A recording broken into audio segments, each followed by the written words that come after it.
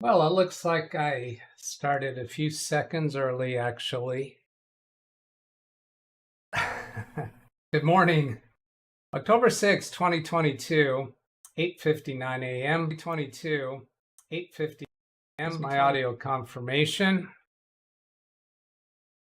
So I had some change of plans this morning. I was planning to do a premiere at 9 o'clock. It was only going to be around 5 minutes long.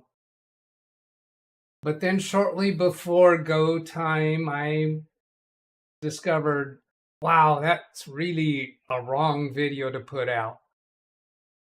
So today, this video is going to explain that and what I was about to release to you. Oh my gosh, what a bad choice that would have been. Now, the video that was scheduled, here it is on screen. Windows Daily number 70, don't do this. And there's the version of Doug that you were about to see. And that one is now changed as to be private rather than premiere. So I'm hoping to see that BH Ringer and Tony Wallow and Sane Goat got over to the current video. So BH Ringer, Tony Wallow, there's Tony Wallow, Sane Goat, BH Ringer. Now I don't see them, so they might still be sitting over there waiting for that one to start. The new title, Windows Daily number 70, Saved by the Bell, also known as One Jaded Technician. Now, there wasn't an actual bell that rung. However, I discovered the error of the video that I was about to publish just before publishing time, maybe 20 minutes, 15 minutes before the time. There's a watch going on the table. Well, I guess I got to put my cell phone in the cradle in case Tony Wallow tries to send me a text. And here it is. He says, I'm here. All right.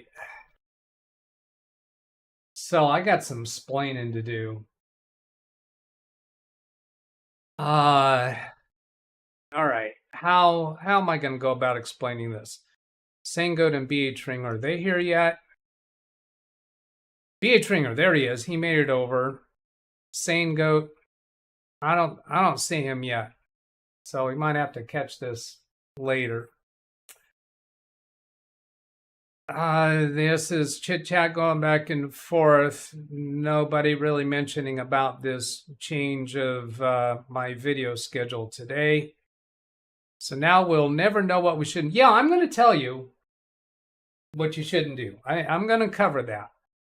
But I was just totally wrong. Ken, if you didn't get notice my email, change of plans. This video is going to be longer than what you're expecting. I got some explaining to do. Let's see what else. Okay, here's the one that looks to be. He is here. The other one looks to be gone. Yeah. So here's the other video. Still don't see Sane Goat. Here's the other video. It's currently flagged as private. It was going to be 5 minutes and 33 seconds long, and this is an upset, frustrated Doug. I'm going to play a little bit. I'm not going to play the whole thing through. I guess unless you guys really want it. Here you go. Productivity tip. Yeah, you're hearing that. Your productivity tip right here.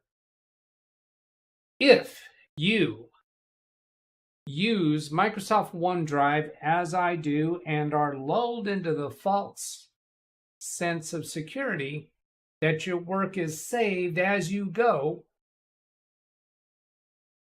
don't forget, as some people do, that some programs that aren't using OneDrive, you have to save manually while you're working on it. Okay, this is just too painful to watch, and it's too slow and drawn out to get around to it. The point is, I was editing a video yesterday about the teardown of this rack mount server, and after multiple hours of editing, my screens went dark. All three screens here for Big Beast Build went dark, black. What the heck? I look behind me, Big Beast Build, all the RGB lights are still on. Oh, this is weird. I go over to Baby Beast and I try to connect to Big Beast Build remotely because I have that capability. And at first it says it's online and it's trying to connect, and then it fails, and then it changes to offline. Big Beast Build basically crashed. And this is something that has happened in the past, not frequently, has happened in the past when editing a complex video. I've had that happen in Final Cut Pro on my Mac. I've had that happen in Adobe Premiere, and it seems like there's one other product on my old streaming computer, the Digital Solutions Online computer. And I've had it happen with Big Beast Build. And if you might remember, Big Beast Build, I had enabled not too long ago the AI overclocking, artificial intelligence overclocking, means it senses how well it's doing with overclocking, and then it'll get more aggressive if it thinks it's been running really well. Well, I think that bit me on this occasion. When that happened, I was instantly raised blood pressure because I knew that I had lost all of that work because I had not been manually saving it as I go. Because, as implied at the beginning of that video, I am lulled into a false sense of security because, hang on, I'm so accustomed to having OneDrive automatically back up my work in progress. But Adobe Premiere Pro doesn't do that. I thought. I knew that it has an autosave feature. And I knew that I had the autosave feature enabled.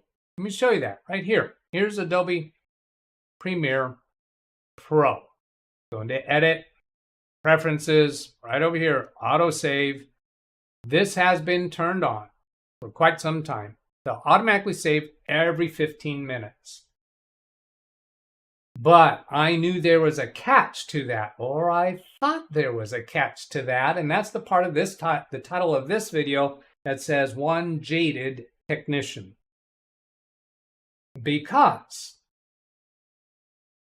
I had read in my previous attempts at trying to recover an autosave version of something that I had been editing, and I think it was the one that I had done editing work with for Josh, for a remote session that I did with Josh, and while I was editing it, I had a crash. That was months and months ago. And I could not, the autosave wasn't there, and I did research, and I found one document, and I think it was from Adobe, that said you turn autosave on, but autosave doesn't actually engage until you save it manually at least once. And yesterday I was just furious about that, and that's what this video is all about. Let me just scrub through that. You'll see some expressions on my face here. Does this look like a happy Doug? This does not. Whoops, I'm not showing it to you. This does not look like a happy Doug, right? Yeah, those are not happy expressions there. That's what you were about to see this morning.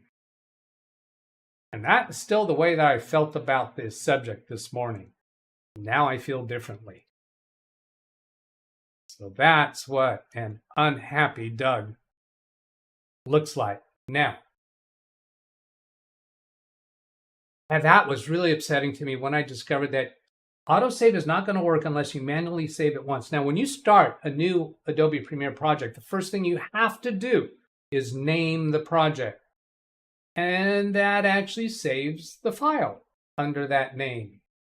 But, according to my understanding yesterday, the old Doug, the one that didn't know as much as I know, according to his understanding, that didn't count as a manual save, that you had to save it again after that manually before autosave would kick in. Now, that was what I had read, or that is what I thought I had read. Now I'm questioning, was that maybe old documentation and maybe they've fixed it since then? Now, yesterday, here's what I did. I went over here to this folder in Windows Explorer, where you see right up here, Adobe Premiere autosave. And here's a couple auto-saved files from a video that I did for Bob Carlson. I have published videos on my channel with Bob Carlson. So that was March 2022. You can see there's no other autosave since then. And this morning, I was starting to record some videos for the next video on this subject, meaning I was going to explain about autosave. I felt that I needed to do that because in this video that you are about to see this morning, I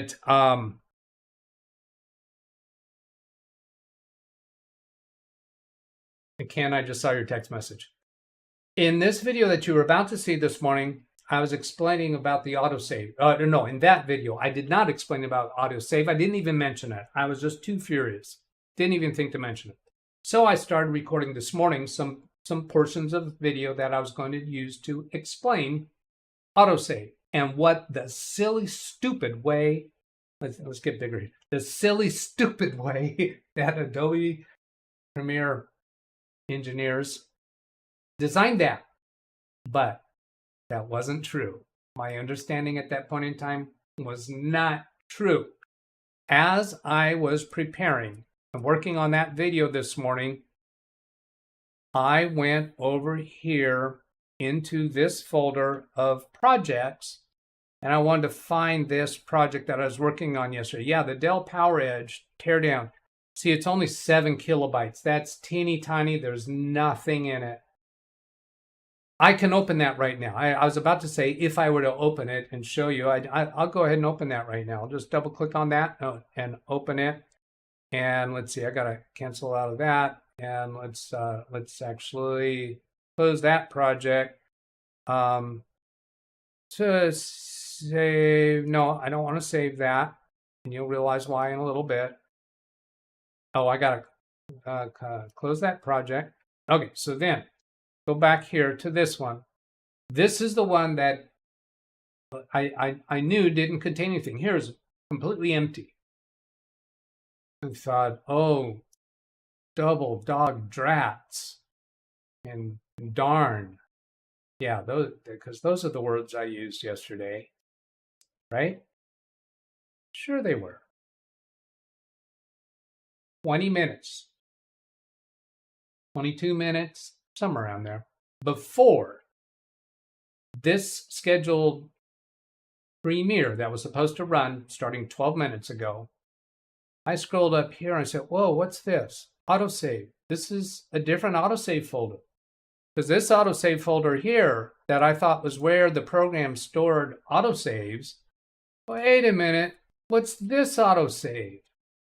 I double click in here and look at all this. Dell PowerEdge R710 with these save times of 6:49 p.m. yesterday, 6:32, 6:18, 6:02.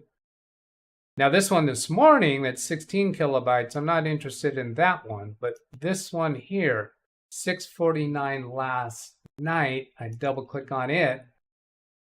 And whoa, I see all these edits here. I have my project back. I have all of that hours of work that I did. I'm saying hours of work. Is that true? Let's see here. 5:14 p.m. to 8:53. Okay, so that's 3 hours. That's plural. That one started at 5:14. When did that first one start? Let's see if I go back. Is it here? This PowerEdge. Yeah, the original recording that I did started at 3:41 p.m. And then all of these were other recordings on that same project. So I did recordings starting at 3:41. Then even as I was editing, I was recording some voiceovers. So those are all voiceovers. So I was working on that all through that time range.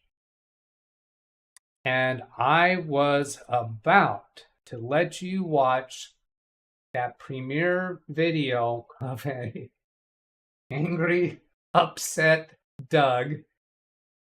Still careful about language, okay? Because, you know, Doug. Did Sangoat ever find his way over to this URL? Yeah, I don't see him.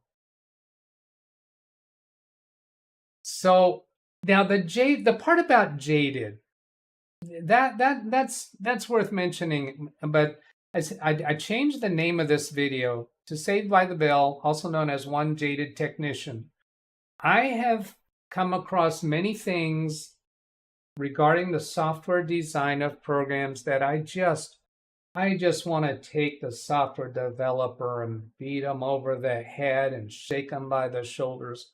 Why did you do it that way? That is just so stupid. Now, the jaded part means I've come across that before, so it's very easy for me to believe that, to jump to that conclusion.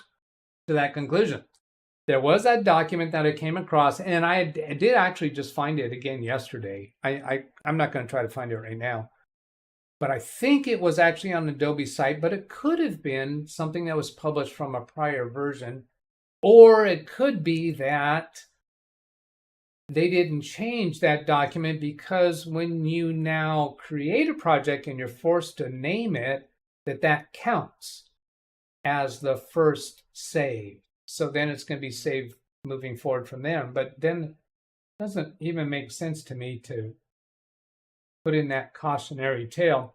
When I did some Google searches yesterday, I found some YouTube videos, for instance, people telling about the Adobe Premiere Pro and the autosave feature and turn on. And I went down to the comments thinking that somebody's going to say, no, that doesn't work unless you manually save. I didn't find that in there. I just found people saying, oh, thank you, that saved my bacon. Oh, thank you so much. And nobody mentioned that you have to first manually save it after you've started the project. And so then I was thinking, oh, I'm gonna let the cat out of the bag and reveal the truth of it here.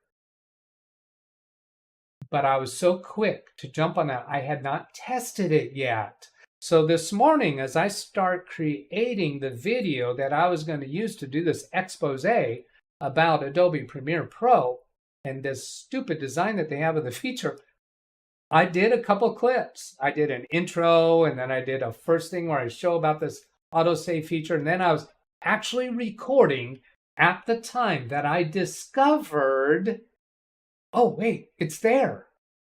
The autosave is there. I did not lose my work from last night. I actually have that recorded.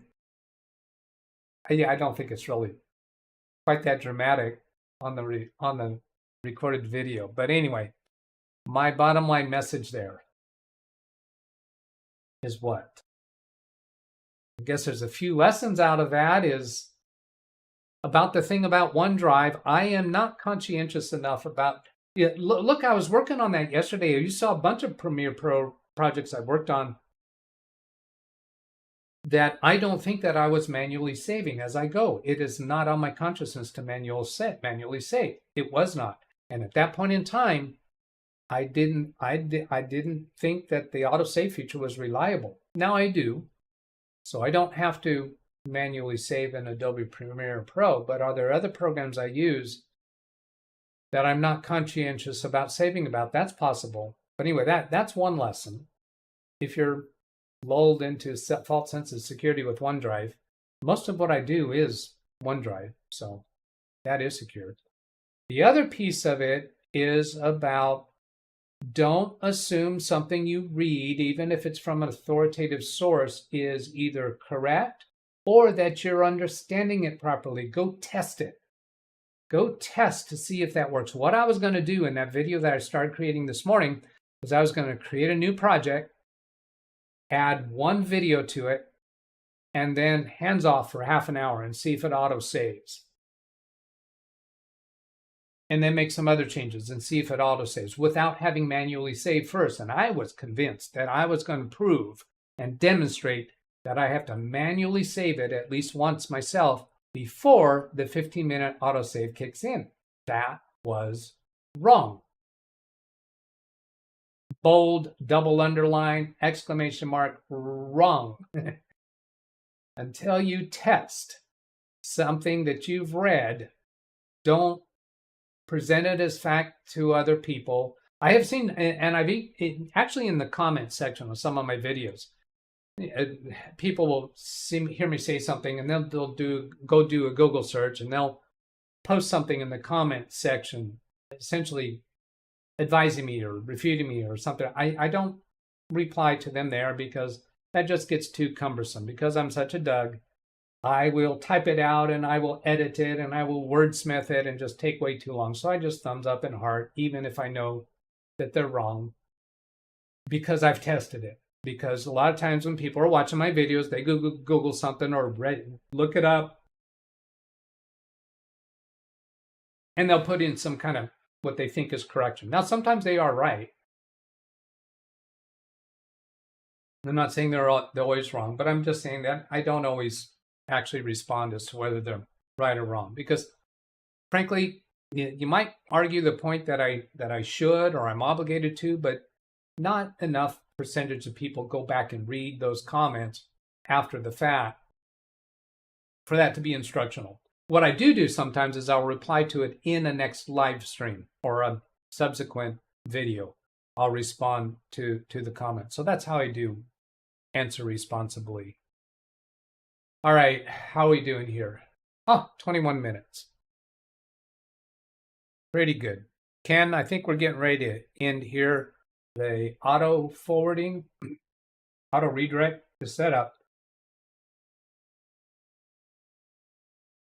I'm seeing lots of comments. I'll go read up on them after we end this video. Have I covered everything? I think so. So we'll go ahead and shut this down now. Oh, here, let me do this. I got to play for you the way that I signed off from that video that you almost saw this morning. I'll play that for you because I think it's just kind of entertaining.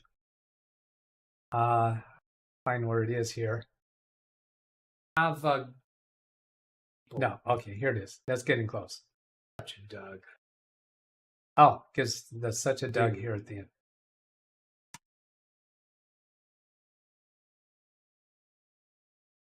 Such a Doug. I hope that's been useful. Have a day.